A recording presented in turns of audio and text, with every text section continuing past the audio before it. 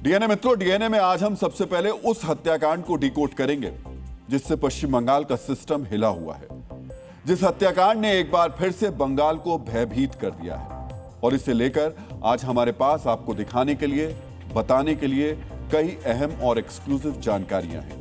ये जानकारियां जांच एजेंसियों के भी काम आ सकती हैं। मित्रों, बदलाव के बीच इस वारदात से बंगाल के लोग फिर से डरने लगे, क्योंकि यह हत्या सिर्फ एक राजनीतिक कार्यकर्ता की नहीं हुई है। यह हत्या शुभेंदु अधिकारी के सबसे करीबी की हुई है। उन शुभेंदु अधिकारी के पर्सनल असिस्टेंट की हत्या हुई जिनके बंगाल के मुख्यमंत्री बनने की संभावना सबसे ज्यादा है। बीजेपी के नेता पहली बार बंगाल की सत्ता में आने का जश्न मना रहे हैं। नए नेता के चुनाव और शपथ की तैयारियां चल रही हैं, लेकिन मुख्यमंत्री के शपथ समारोह से करीब 60 घंटे पहले यह हत्या हो गई। राज्य में चारों तरफ बड़ी संख्या में सेंट्रल फोर्स तैनात है। इसके बावजूद सुनियोजित तरीके से इस वारदात को अंजाम दिया गया। मित्रों, चंद्रनाथ रथ हत्याकांड में अब तक किसी हत्यारे की गिरफ्तारी नहीं हुई है। जांच एजेंसी हर एंगल से इस घटना की जांच कर रही है, क्योंकि इस हाई प्रोफाइल मर्डर केस को लेकर कई तरीके की थ्योरीज दी जा रही है। आज आपको जानना चाहिए हमलावर कितने थे, कौन थे, ये प्लान किसका था, हत्या क्यों हुई और वो GK47 क्या है जिसका जिक्र इस हत्याकांड में हो रहा है।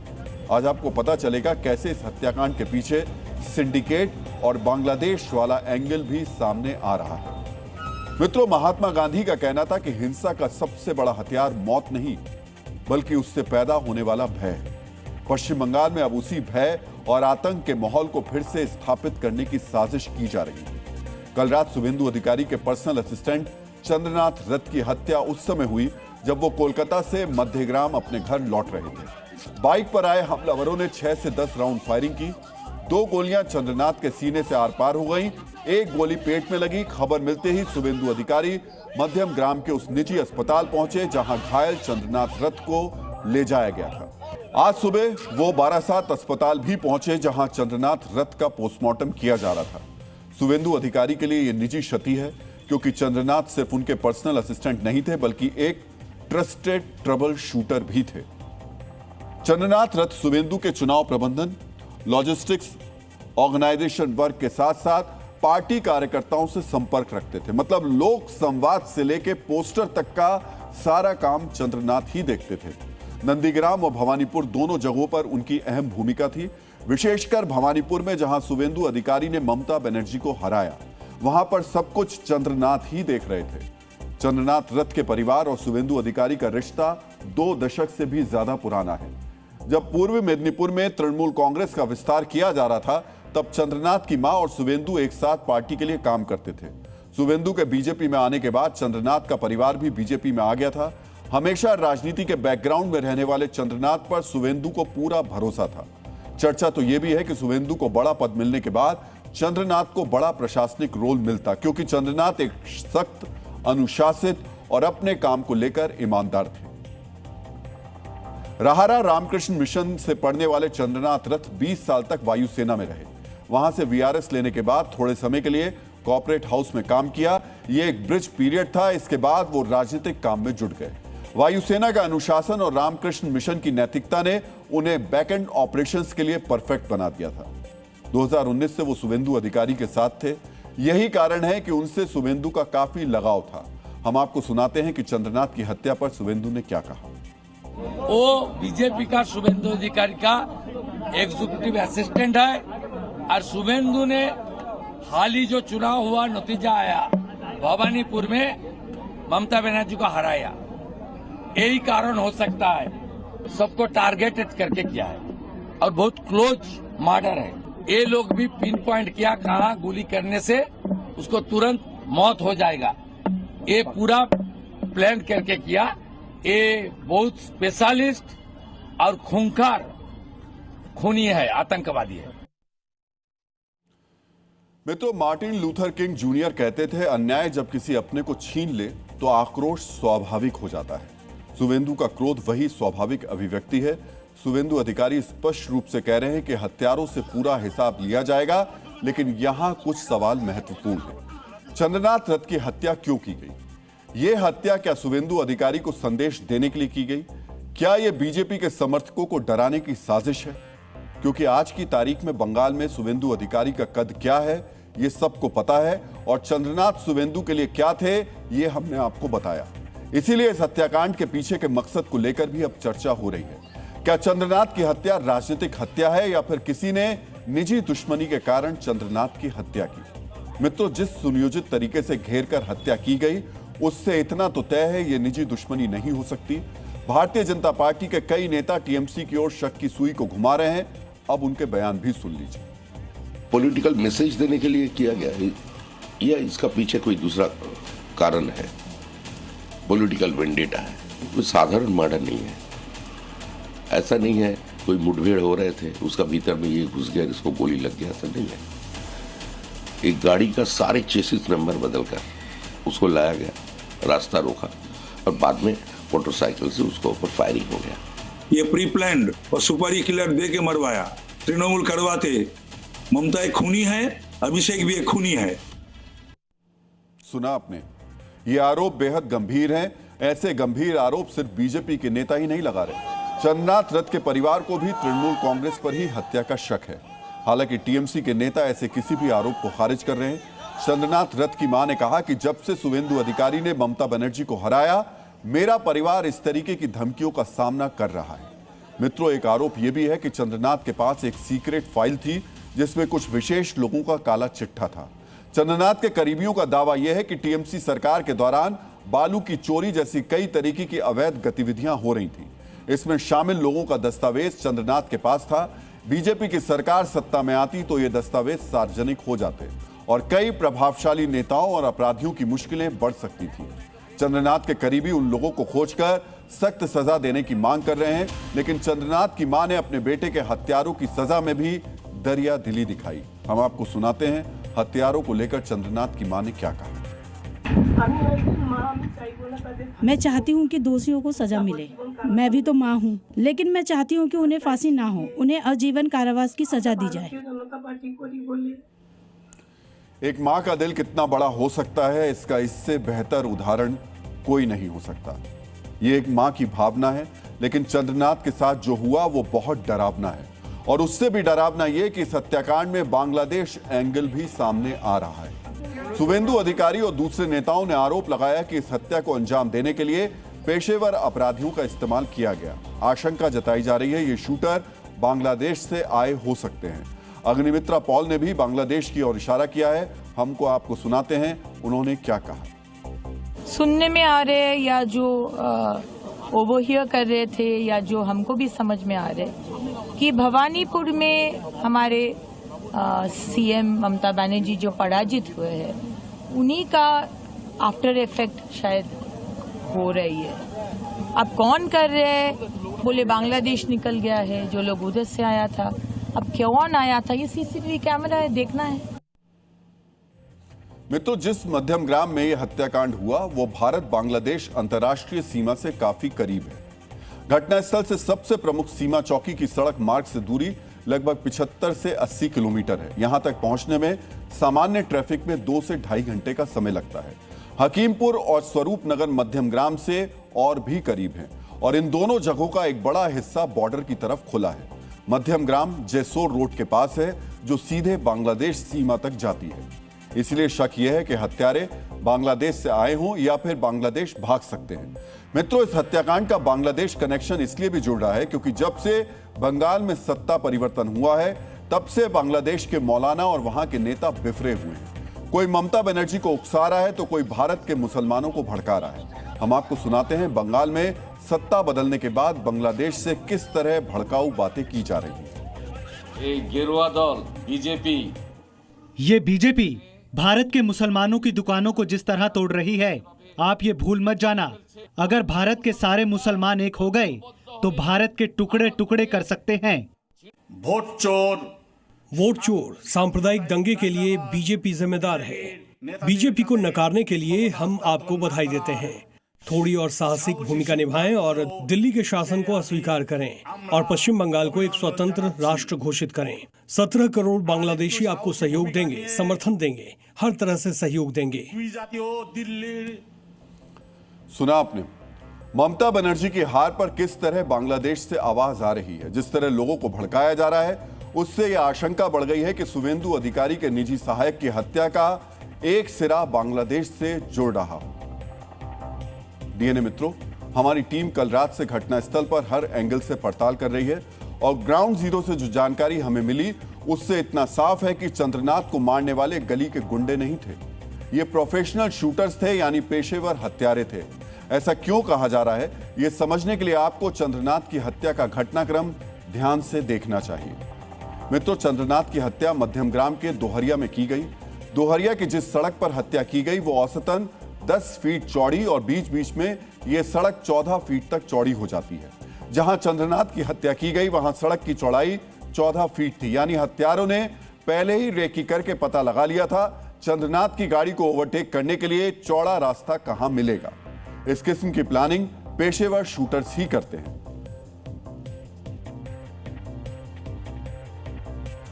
अगर आपको याद हो, साल 2022 में पंजाबी सिंगर सिद्धू मूसेवाला को भी इसी तरह मारा गया था। पंजाब के मनसा में मूसेवाला की गाड़ी को भी ओवरटेक किया गया था। गाड़ी रुकते ही मूसेवाला पर गोलियां चला दी गई थी। इस मर्डर में पेशेवर अपराधियों के शामिल होने का दूसरा सबूत है गोलियां चलाने का तरीका। चंद्रनाथ की गाड़ी को 3 तरफ से घेरा गया था। हमलावरों ने गाड़ी लगाकर आगे जाने का रास्ता बंद कर दिया।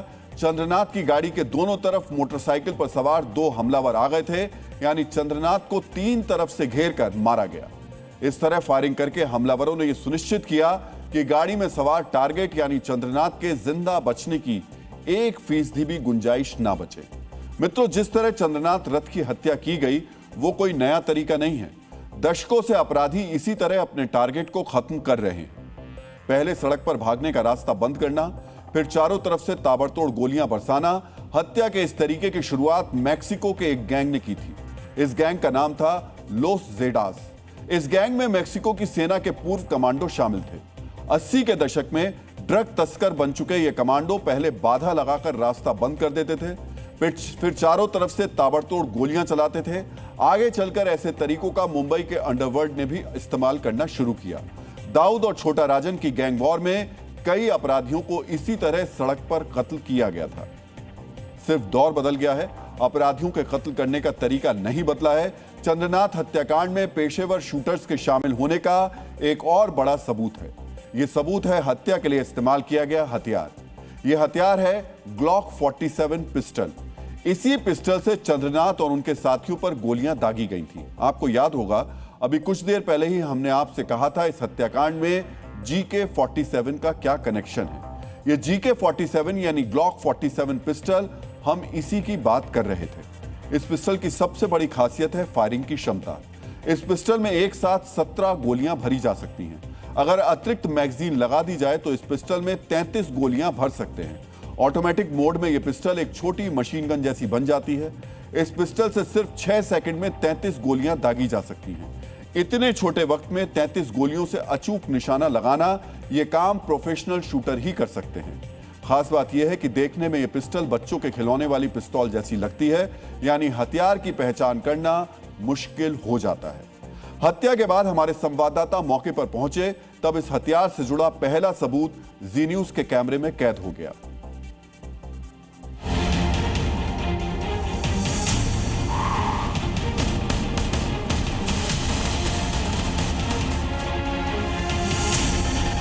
मध्यमग्राम में मौजूद है, जहां पे बीती रात शुभेंदु अधिकारी का पीए चंद्रनाथ रौत के ऊपर गोली चलाया गया था। और आपको एक तस्वीर दिखा दे, ये जो घटनास्थल है वहां से 100 मीटर से कुछ आगे एक जो बुलेट शेल वो पड़ा हुआ है। आप देख सकते हैं पुलिस ने इस जगह को घेर के रखा है। पहले भी 3 जो बुलेट शेल वहाँ बरामद हुआ था वो फॉरेंसिक वाले यहाँ से सीज करके लेके गए हैं, और एक बुलेट शेल यहाँ पे अभी भी पड़ा हुआ है और जो बाद में सीज किया जाएगा। भारत में ग्लॉक 47 पिस्टल की बिक्री पर प्रतिबंध है। इसका सीधा मतलब है कि शूटर्स ने यह हथियार ब्लैक मार्केट से खरीदा था। आमतौर पर ऐसा हथियार 8 से 10 लाख रुपए में मिलता है।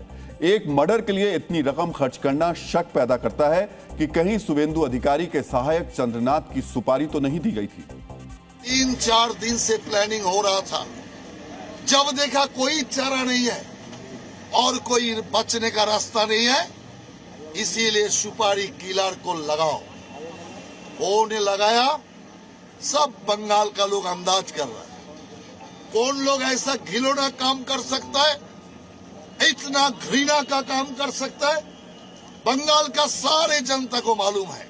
मित्रों, चंद्रनाथ की हत्या से जुड़ा हर पहलू प्रोफेशनल शूटर्स की तरफ इशारा करता है। वारदात में शामिल की गई गाड़ी को लेकर भी एक बड़ा खुलासा हुआ। यह खुलासा बताता है कि हत्या की प्लानिंग बड़े स्तर पर की गई थी। अपराधियों ने जिस नंबर प्लेट का इस्तेमाल किया उसकी जानकारी OLX पर बिक्री के लिए अपलोड की गई। अपराधियों ने OLX से गाड़ी का नंबर निकाला, फर्जी नंबर प्लेट बनाई और हत्या को अंजाम दिया। जब पुलिस ने गाड़ी के मालिक से संपर्क किया तो पता चला गाड़ी उसके ही पास थी। यहीं से फर्जी नंबर प्लेट का सच सामने आया।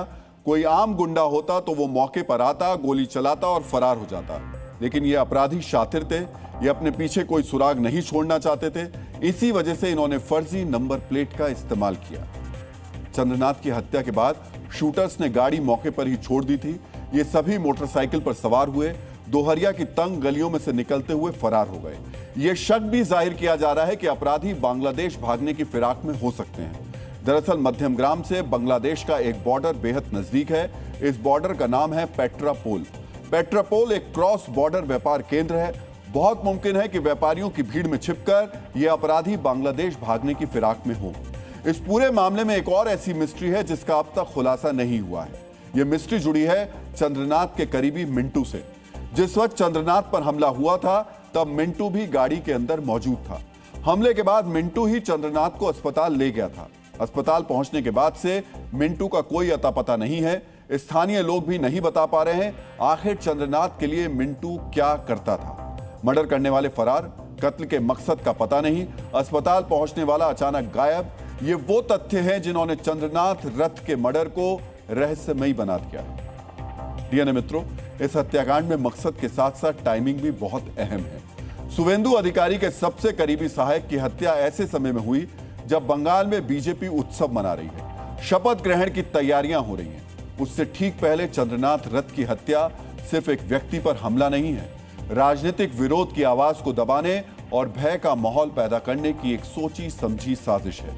चंद्रनाथ पर फायरिंग के करीब कुछ ही घंटे बाद रात करीब 12:30 बजे बशीरहाट जिले में रोहित रॉय नाम के बीजेपी कार्यकर्ता पर फायरिंग हुई। उनकी हालत भी गंभीर है। इससे पहले कोलकाता के न्यू टाउन विधानसभा क्षेत्र से भारतीय जनता पार्टी के नवनिर्वाचित विधायक पीयूष कनोडिया के भाई की हत्या कर दी गई थी। मित्रों, बंगाल में 4 मई को चुनावी नतीजे आए हैं और उसके बाद अब तक 5 लोगों की हत्या हो चुकी है। इनमें 3 बीजेपी और 2 टीएमसी से जुड़े थे। एक के बाद एक हत्याएं हो रही हैं, शहर शहर हिंसा हो रही है। आज फिर हावड़ा में हिंसा हुई। हावड़ा के शिवपुर की चारा बस्ती में बवाल हो गया। टीएमसी और बीजेपी के कार्यकर्ताओं के बीच झड़प हो गई, जिसके बाद आसपास की झुग्गी झोपड़ियों में बम धमाके हुए। हम आपको सुनाते हैं किस तरह बमों की आवाज सुनाई थी। रुको ना सरीन कहाँ है? अब्बू कहाँ लेके गए सरीन को? कहाँ लेके गए सरीन को?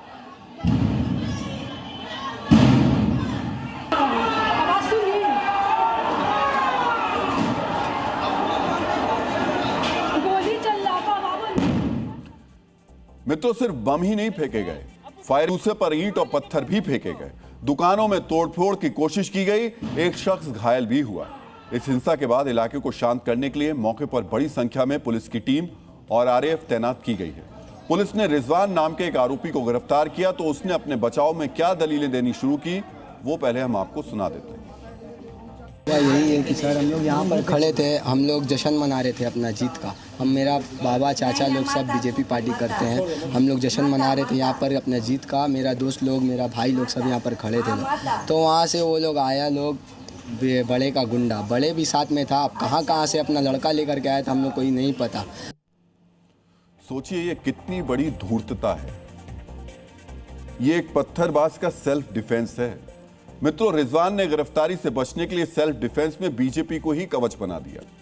ये भूल गया कि सदस्य चाहे बीजेपी का हो या किसी दूसरे दल का, अगर हिंसा में शामिल है तो पुलिस उसे गिरफ्तार करेगी और ऐसे लोगों को उचित सजा मिलनी भी चाहिए। लेकिन 4 मई के बाद से बंगाल में एक ट्रेंड ये शुरू हो गया कि कुछ लोग स्वघोषित रूप से बीजेपी के सदस्य हो गए हैं। पहले किसी और पार्टी में गुंडागर्दी करते थे, जैसे ही बीजेपी ने जीत दर्ज की वो भगवा झंडा उठाकर वही काम करने लगे। बीजेपी ने खुद ऐसे लोगों से दूरी बनाई और सबको सतर्क रहने के लिए कहा है। मित्रों, ऐसे लोग ज्यादा खतरनाक हैं जो विचारधारा का मुखौटा बदलकर हिंसा करते हैं। एक तरफ हिंसा, बमबाजी और दूसरी तरफ घेर कर गोली मारी जा रही है। सवाल यह है, क्या बीजेपी की जीत पर जश्न मनाने वाले और सनातनी झंडा लहराने वालों को डराया जा रहा है? जिस तरह से सनातन में आस्था रखने वाले लोग उत्साहित हैं, जिस तरह से बंगाल भगवामय हो गया, क्या कुछ लोगों की आंखों में वो चुभने लगा है? और उन्हें डराने के लिए क्या इस तरीके का खून खराबा किया जा रहा है? क्या हावड़ा ब्रिज पर जय श्री राम की गूंज और पांडेश्वर ब्रिज पर भगवा झंडा देखकर कुछ लोग विशेष तौर पर परेशान हैं? क्या इसीलिए शुभेंदु अधिकारी के शैडोमैन की हत्या कर सभी सनातनियों को भयभीत किया जा रहा है? मित्रों, ये सवाल इसलिए बहुत अहम है क्योंकि चंद्रनाथ रथ की जहां हत्या हुई, वहां मौजूद कुछ लोग ऐसी ही आशंका जता रहे हैं। जैसे ही खड़ा हुआ ना, पीछे से एक बाइक आया और एकदम चंद्र का मतलब लेफ्ट साइड में, राइट साइड में ड्राइविंग चल रहा था, लेफ्ट साइड में आया, एकदम एक पैर से बैलेंस किया, एक बंदा जो मेरे को दूर से दिख रहा था, बैलेंस किया और सीधा अपना शूट आउट शुरू कर दिया।